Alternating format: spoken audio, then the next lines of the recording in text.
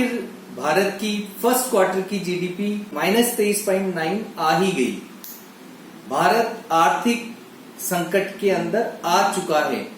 इससे पहले भारत के आर्थिक सलाहकार बहुत बार कह रहे थे कि जो मद्दी आई है वो वी शेप में है, मानिए गहरा डीप आएगा और उसके बाद ऑटोमेटिकली रिवाइव हो जाएंगे। बट अब आरबीआई ने बिल्कुल क्लियर कर दिया है कि ये मद्दी बहुत लंबे समय तक रहने वाली है, सालों तक रहने वाली है।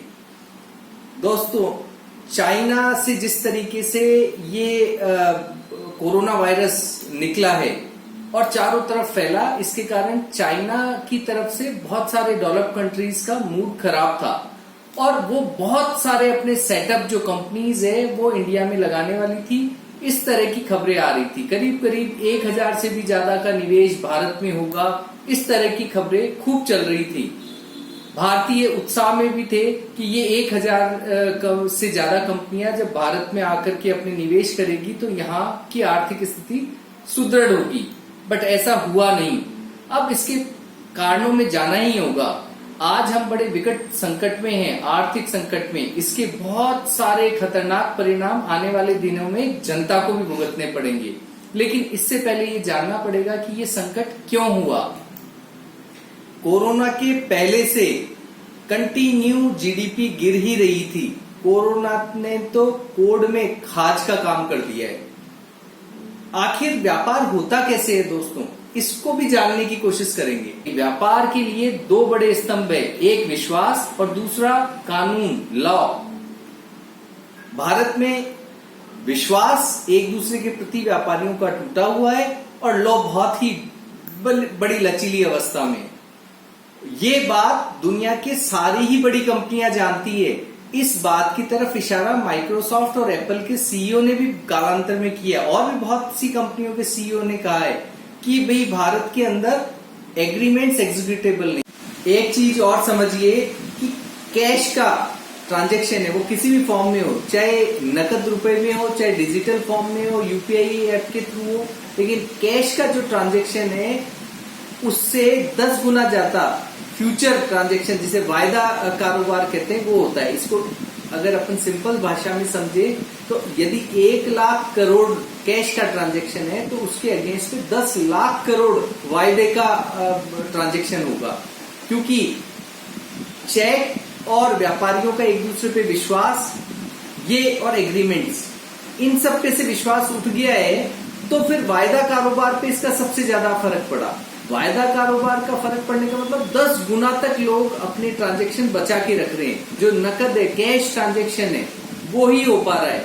उसके अलावा वायदा व्यापार से बचने की कोशिश की जा रही है। ये मद्दी मोटे रूप से इसी तरीके से, बाहर का इन्वेस्टमेंट भी इसी कारण से नहीं आ रहा क्योंकि यहाँ एग्रीमेंट्स एग्जीक्यूटेबल नहीं है। एक चेक बाउंस हो जाता है वायदा का तो उसको वापस लेने के लिए या उसकी रिकवरी या पनिश दोनों में से कोई एक भी करने के लिए 6 से 7 साल का वेट करना पड़ता है।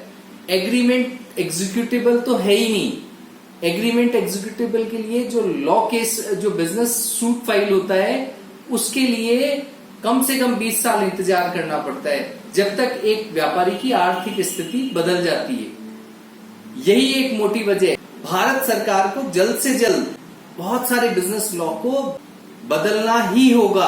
अगर नहीं बदल पाए समय पे तो हम इस आर्थिक संकट को आसानी से नहीं निकाल पाएंगे। आप समझिए कि क्यों नहीं एक चेक को 30 दिन, अगर चेक बाउंस हो जाए तो 30 दिन के लिए पनिशेबल हो। क्यों नहीं ऐसा होता कि बिजनेस एग्रीमेंट्स अगर कोर्ट, किसी भी कोर्ट में जाए तो 90 दिन के अंदर उस पर फैसला आ जाए। अगर ऐसा हो पाता है, ये दो कारण तो मोटे मोटे तौर पे विश्वास और कड़े कानून, ये दो तो चाहिए ही चाहिए। इसके अलावा हमारे भारत के जो आर्थिक विशेषज्ञ हैं, सलाहकार हैं, वो बहुत इंटेलेक्चुअल्स हैं, वो और बड़े सुझाव दे रहे हैं, जैसे कि नोट छाप करके और जल्दी से जल्दी अर्थव्यवस्था में लोगों के हाथों तक दिया जाए, कुछ राहत पैकेजेस दिए जाएं। ये सारी और बहुत सारी चीजें वो तो करें ही करें, लेकिन ये दो मुख्य मुद्दे हैं। वापस से व्यापारियों का वो परिस्थितियां क्रिएट करना जिससे व्यापारियों का एक दूसरे पे विश्वास हो, लोगों का एक दूसरे पे विश्वास हो। दूसरा, कड़े कानून हो कि जो एग्रीमेंट, जिस तरीके के कमिटमेंट व्यापारी एक दूसरे से कर लेता है या कोई भी कंपनी दूसरी कंपनी के साथ कर लेती है, वो उससे मुकर ना सके। ये दो ही परिस्थितियां हैं। इस तरीके की व्यापारियों की हितकारी परिस्थितियां अगर क्रिएट की भारत सरकार ने, तो हम इस आर्थिक मंदी से जल्द निकलेंगे। जय हिंद, जय राष्ट्र।